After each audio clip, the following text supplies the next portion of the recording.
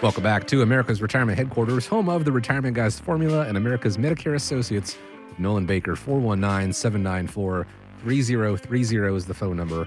arhq.com is the website. If you missed the first half of the show and you'd like to catch up, previous editions of America's Retirement Headquarters, all the previous episodes available on podcast, Apple Podcasts, Spotify, YouTube, wherever you consume your media. It's there for you on demand. Just search for America's Retirement Headquarters. Have you rented a car lately? You may want to take a look at closer at your bill next time you do. A friend of mine recently was hit by a bunch of junk fees, including an extension fee where he had to extend the car rental past the grace period of picking up the car, a vehicle recoup fee added to the cost of licensing and registering vehicles, energy recovery fee to offset the rising costs of running an energy-related business, and a vehicle transfer fee if you drop the car off at a different location. Fees really add up. And the same is true when it comes to a retirement portfolio. It can really eat away at it if you're not looking. If someone brings in their investments, how easy is it for you guys at America's Retirement Headquarters to detect them, and how long does that usually take? It's really one of the things that we accomplish in what is called our retirement team action plan. So the great thing is I think if you look at the total amount of time that our team does kind of behind the scenes, it probably adds up to about 10 hours. But when a client or a potential client gives us their financial statements ahead of time, we're able to kind of do the behind the scenes work to kind of put that all together in that retirement team action plan. And we, really try to put it together in an easy way to follow. Because when you look at finding fees in a portfolio, it can be very difficult. Just as you talk about the different examples of fees when you're looking at rental cars. Another tip advice on rental cars is whenever you get your rental car, I always think it's a good idea to walk around the rental car and videotape it with your phone. There's been 2 different times that I've gone to take a vehicle back and they said the damage was done to the vehicle, but because I had it on video and showed that it was already there, was able to get that taken care of. So sneaking up fees is another thing too, but give you an example in the financial world. We had a lady that had recently come into the office. Her name was, let's call her Sharon. Sharon had what is called a variable annuity. So a variable annuity is a popular product among some financial salespeople. And what the premise behind a variable annuity is it usually provides some type of feature like an income benefit, meaning that it might provide an income payout rate at a set amount for somebody's entire lifetime. And because income is one of the primary concerns and now outliving their income for many retirees, they've become a fairly popular vehicle in the industry today.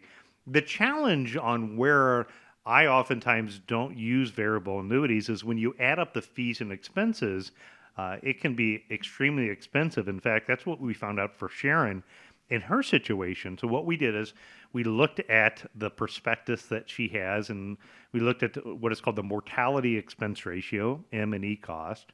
We looked at the investments that she's in and added up the sub-account cost. And then we looked at the cost of what her rider was. And all of a sudden you end up with, an expense ratio that's 3.5 or 4%. And so if you think about it, what is a good rate of return for a retiree?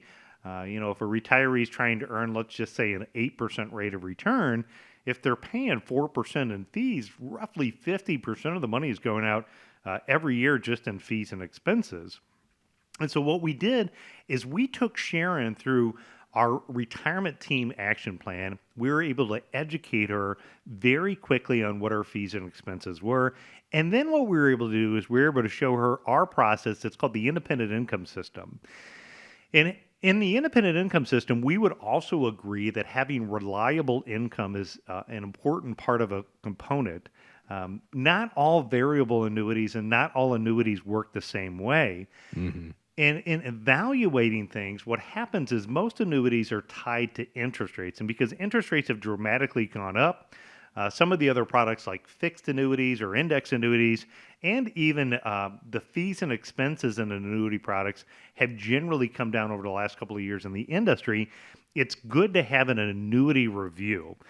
So if you have an annuity, we can take a look at that, figure out what those fees and expenses are. You also might be an investor that says, you know what, I don't have an annuity, I don't want an annuity, I'm not familiar with an annuity. It's still also easy for us to help you find out, what the fees and expenses are in your portfolio. If you're not sure, the first thing you should do is ask. I think there is nothing wrong with asking your financial professional to walk through the various fees and expenses. And I'd say, how does your gut feel about what their reaction is? You should feel that they're very transparent as far as walking you through those fees and expenses.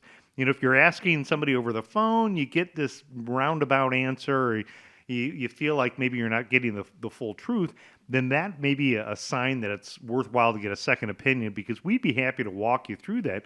And when you look at them, there's really 8 or so different fees and expenses that could apply to the situation, and not all of them apply to your situation, but it's helpful to know what they are. Number one is management fees.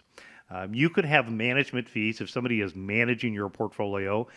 These are typically fees that's charged based upon construction of the portfolio, and usually quoted in terms of based upon your assets under management. So, they range anywhere from 0.75 to 2%. Number two is you could have sub-account or fund expenses. So if you're in a variable annuity, they're going to be really referred to as sub-account fees. If you're invested into the mutual fund companies of America, then those mutual funds will have fund fees and expenses. Great websites like Morningstar.com can help you find out different fund expense ratios. The third is you're going to have the potential of trading fees. So trading fees are the cost associated with it to buy and sell different investments. This is a good area where I have seen this go down, and in some, different companies, trading fees are eliminated even today. Number four is account fees, like what's called custodial maintenance or transfer fees. So you might have some type of annual maintenance fee that you pay on the account, or if you're going to take your money and move it, say from your 401k to an IRA, there could be a transfer fee associated with that. Number five is front-end loads or back-end loads. This commonly is more so referred to when you're talking about the share class of mutual funds, where you could pay a front-end load, aka commission, and or a back-end load if you cashed it out within a certain number of years. Number six is 12B1 fees. These 12B1 fees can be associated with mutual funds. Number seven is sales charges. Sales charges could be associated with the purchase of different products. And number eight is rider fees, and different rider fees that are associated with annuities. So, Chris, when you add it up and you're thinking, wow, those are a lot of fees and expenses, the cheapest isn't always the best, but cost certainly counts. And I think at least what you want to do is you want to evaluate the situation and know what you're paying, determine which of those fees and expenses are adding value, and for anyone that's not adding value, determine should those fees and expenses be eliminated. And if you don't know what your fees and expenses are, give our office a call. In that retirement team action plan, we'll provide you that independent portfolio analysis. We'll go and we'll do all of the homework to help get you that information so you can make the best educated decision about which of those fees and expenses are right for your situation. But you don't know unless you actually know what you're paying. That is where that independent portfolio analysis comes into play, determining the value. Maybe it is just a question of convenience, dropping a car off at a different location, especially if you're traveling cross country. That's worth the fee because you're not taking it back. But you don't know, and you can't assess the value and the convenience of it unless, like I said, you know what you're paying. Take advantage of this independent portfolio analysis as part of that retirement team action plan. Give a call, 419-794-3030 to schedule that, or you can go to the website at arhq.com.